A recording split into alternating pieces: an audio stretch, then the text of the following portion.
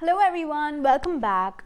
2 days ago, I'd asked you all to send me questions on how to prepare for the USMLE in med school. In this video, I'm going to answer all your questions and also provide tips on how to balance USMLE and university in such a way that you don't have to compromise on anything. If you're interested in medical videos, quizzes, interviews with doctors, and many other things related to medicine, do subscribe to my channel. You can also find me on Instagram.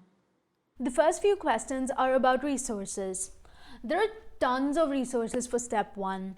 So I'm going to break them down into 3 levels so that you understand when to use a particular resource and what is the best way to use it. The first level is understanding the concepts, the second level is memorizing the details, and the third level is testing yourself. In my opinion, the best way to start your step 1 preparation is by watching lecture videos. They'll help you strengthen your basics and also fill in your knowledge gaps. I personally found Kaplan videos extremely useful. The professors taught things from scratch and also helped you make connections from one subject to another. I liked Kaplan for almost all the subjects except pathology. For pathology, the best resource is Pathoma. So make sure you don't skip this. Kaplan videos can be pretty long, so if you feel you don't have enough time, you can use an alternative resource, and that is Boards and Beyond. I haven't used the videos by Boards and Beyond, but I have heard really good things about it. From what I was told, Boards and Beyond is shorter and more concise. So my recommendation for level 1 is to use Kaplan videos and Pathoma, or Boards and Beyond and Pathoma, depending on the amount of time you have. Once your basics are clear, it's now time to memorize things. First Aid is the best book for the USMLE Step 1. Every single line and even the captions of pictures are extremely important in First Aid. It is a book which has close to 700 pages. So if you're reading First Aid without any background knowledge, it can be pretty hard to memorize. But if you go through First Aid after watching videos, memorizing facts will be much more simple. Subjects like pharmacology and microbiology have a lot of new terms and they have like a lot of new names as well. This is when Sketchy comes in handy. Sketchy is a set of videos in which things are taught with cartoons and mnemonics. So it's also kind of fun.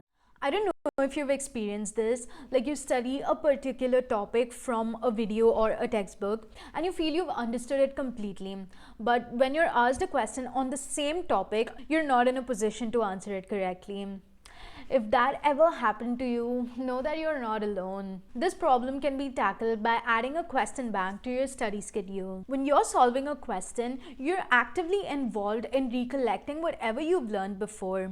This is way more powerful than passively reading a textbook or listening to a video. By doing this, you're also getting an idea of how to approach questions. And these questions are pretty hard, so don't feel bad if you get them wrong. The whole point of this is not to evaluate yourself, but to learn. You can use QBanks as a learning tool by reading the explanations under each question. You need to know why each answer is correct and why the other options are wrong. If you keep solving questions, your analytical skills will also increase, and you'll soon be familiar with all the question patterns. Also, it's pretty easy to miss details while watching a video or reading a textbook. But while doing a question bank, you are tested on these details. So question banks are extremely essential even in the initial days of your prep. This is the main reason why I make videos along with questions. You can use my videos to clarify your basics, actively solve questions, or even to test yourself. There are a lot of question banks for the USMLE. Out of all of them, UWorld is the most important one. When you're doing UWorld for the first time, do not time yourself and do it subject-wise based on whatever subject you're learning. Apart from that, you can also use USMLE RX as well as Amboss. Anki is an app which will help you make flashcards. It focuses on spaced repetition and helps you memorize details. Every time you learn a new fact, directly put it into a flashcard. And then on a daily basis, review whatever you're adding. Anki will help you recollect things on a daily basis and will also make you very disciplined. If you've tried Anki and felt that it wasn't pretty helpful, take a look at this video. I have mentioned some of the common Anki mistakes people make and ways to tackle them so that you're able to make super efficient flashcards. Once you have understood all the concepts and have memorized all the details, it's finally time for you to test yourself in order to know where you stand and how close you are to your target. You can do this by using NBMEs and UWorld self-assessments. NBMEs are really good because they have amazing questions which will help you figure out what your strengths are and what your weaknesses are.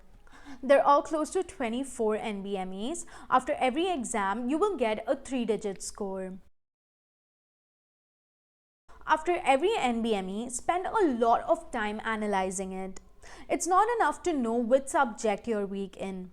In fact, what's more important is to know why you made that mistake.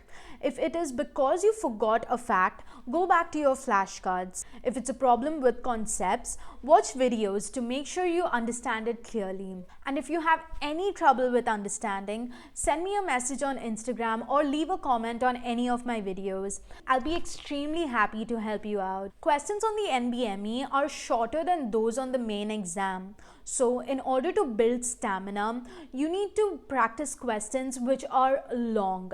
This is when you should use UWorld for the second time. This time you're using UWorld at a random mode, which means you'll be getting questions from all the subjects, plus you're going to time yourself while doing it. One thing I learned from the USMLE Step 1 is that no matter how well you prepare and how thoroughly you know your stuff, what matters is your exam day performance. This exam is for 8 long hours and it can be pretty tiring. So the best way to prepare yourself mentally for this is to first work on your stamina. You can do that by solving a lot of UWorld questions and train yourself to read fast without missing the details. Also, work on solving questions under pressure. Once you keep doing this, you'll get used to the pressure, and on the exam day, you'll be able to perform extremely well. And when you're closer to your exam, this is around like 1 or 2 weeks, you should take the UWorld Self-Assessment 1, UWorld Self-Assessment 2 and Free 120. The next few questions are about time management. When I decided to take the USMLE, I was sure that I wanted to take all the steps before I graduated.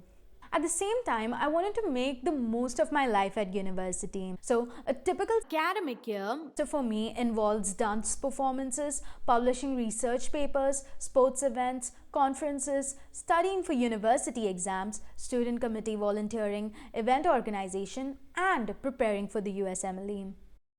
I'm sure you can tell I love being busy, and even after all this, I make enough time to hang out with my friends, attend parties and also watch movies.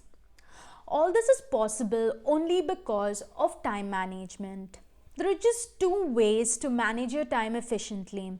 Number 1 is planning. Number 2 is sticking to your plan. I usually plan my semester on 2 levels. One is a semester plan and another one is a daily plan. I'm going to share what worked for me. While planning, I always work backwards. Let's say I have a pathology exam on the 16th of January. 2 weeks before this, I halt all my USMLE preparations and focus entirely on my university study materials.